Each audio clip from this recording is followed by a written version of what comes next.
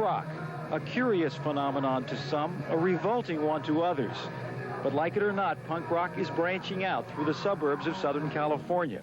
More and more, kids next door are trading their bobby socks for army boots. The economy's not good. We have World War III looming around the corner. And yet, you know, every one of these guys and girls has got the regular drives that all people have, and that makes you a little bit desperate. There's a lot of tension, you know, during the day, so when you come to, like, these concerts, it's a way, like, when you dance and everything, to get it all out. We're just tired of the same old rock and roll stuff. We're just tired of it all. We don't want to sit down and, you know, and twiddle our thumbs. We want to get up and do something. And somebody watching is going to say, who is this guy for? He's got the mohawk haircut and he's into punk music. But who's he? I know the sound of an upper middle class kid who's growing up and is speaking the way he's speaking. Who's he fooling? I'm not fooling anybody. Club owner Jerry Roach. It's not like in England where they were all the, you know, working classes. These kids live in $100,000 homes and above. And it's just, they want to, it's their own expression. They want to do something different. Well, I don't feel like I'm a part of the everyday American society, and I don't want to be, let me tell you. Okay? I do my damnedest to tear it down. Say you want a revolution, well, you know. Seems like each young generation feels the need to examine and reject current social values. It happened during the 60s, but today's punkers have different ideas about who is the establishment. They agree with Timothy Leary. Every aspect of American culture has been, what word do you want to use, hippieized? I think they're just sick of the hippie ethic, you know. I mean, all the peace and love stuff went on for so long, they're bored with it. And their guidelines of what they're going to do is taken from the hippies. They do exactly the opposite. And they don't want to be hippies. Their parents were hippies. Their cultural value systems were set up in 1968, and they're still trying to live them out today in a very watered-down way. The hippie movement was a lot more into everyone and being political and everyone together and helping everything out. And the punk movement's a lot more nihilistic. It's more anarchy. Anarchy. The absence of rules. The revolutionary ideology is there, but it's all taking a deliberately repulsive turn.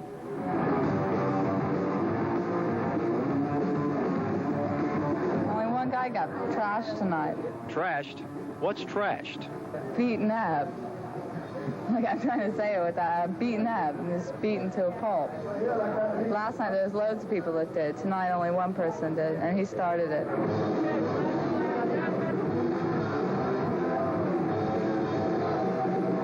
I would say it's more or less violence to music. Simple as that. I was raised through the flower child generation and the acid rock generation, and this has got it all beat insofar as the violence. Tonight was my first night at a punk rock function, and not only my first night, but my last. After seeing this, many might agree with this undercover police officer that in the jungle of punk rock, it's beat or be beaten. But local band Black Flag insists it's no more violent than a football game or a cowboy bar on Saturday night.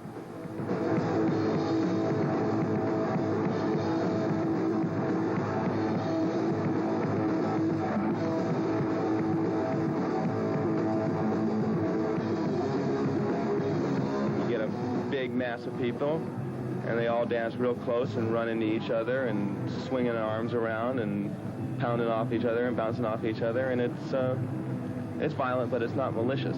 The media's played up the violence within the group or something, but that's really just wild fun. And the problem we've had is the police trying to stop our gigs and the police beating up people. The way they, I use the term loosely, danced, there really wasn't any way to tell whether they were fighting or dancing, because it was literally two guys, or a guy and a girl, toe-to-toe, swinging at each other, and other people throwing each other around.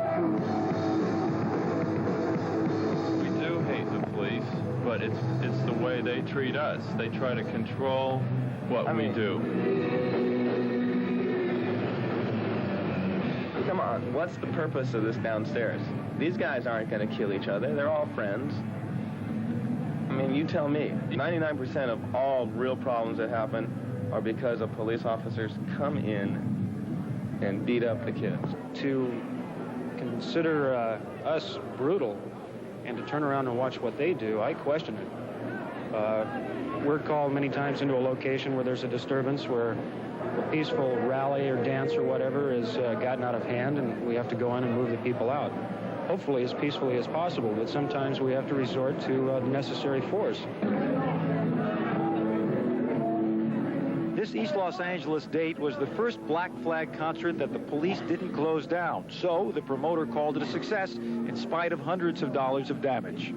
By speaking to the kids and speaking to the groups, they got upset when the bouncers and the security guards got in there with ballet clubs, and they started kicking some of the kids out. Even though none of them were, really seriously injured, it got enough of them to say, hey, we can't break windows because there's no windows here to break. But maybe we could kick a hole in the wall or something like that. And this is basically their way of showing that they didn't approve of the way the bouncers were treating them. Some punkers are known to get mad and even. The security guard at the Starwood nightclub has reached an understanding with them. I get backstage, look at them fight downstairs, and I say, hey, you all flip out, I stay up here. There is some people that come here that does not like to be pushed around, And the way I feel, if they don't want to be pushed around, stay the hell away. Because punk rockers, they are going to dance. There's nobody going to stop them from dancing.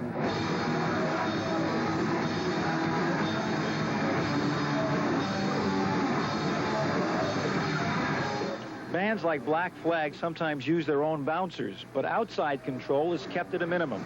This way, there's more freedom for what punkers call audience participation. As performers in a band, we don't feel it's our duty to dictate what's going to happen in the crowd. We don't place ourselves up on stage and use that as a power against the crowd.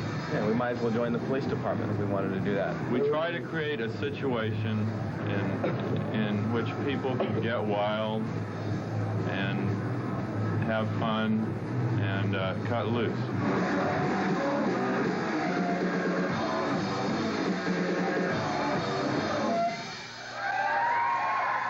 But sometimes cutting loose knows no boundaries. At first it was funny to watch these kids out there, knocking each other around, spitting on each other, and so on. And it was almost a ruse of having fun. And when the poor girl was pulled off the stage by a couple of individuals and stripped, the ones that could get to her were participating in ripping her clothes off and gouging her and everything else. And the rest of the people couldn't wait to see. I didn't believe, there's so many people that I didn't have a prayer of getting out of the situation, and I also didn't even believe it was really happening. I didn't know what they were going to do. I thought they were just going to dance and slam me around. I had no idea my clothes were going to come off. I don't think it's the band's fault. I just think that particular audience was just carrying on to see how far they could go before somebody stopped them. And the day before John Lennon was killed, local band leader Darby Crash committed the ultimate violent act, suicide, an overdose of heroin. It's hard to understand it, but it's there, so and it's not going away, and it's getting bigger and bigger. The people should take notice and say, hey, things are not all right. I don't know what to expect next. Tear it down. If it stands there long enough, it's evil. Our violence is a reaction against certain things that are happening in society. You guys created the era of violence. Punkers try so hard to be different, but ironically, their violence mirrors the very society they claim to be disowning. That's enough. Starwood is now closed.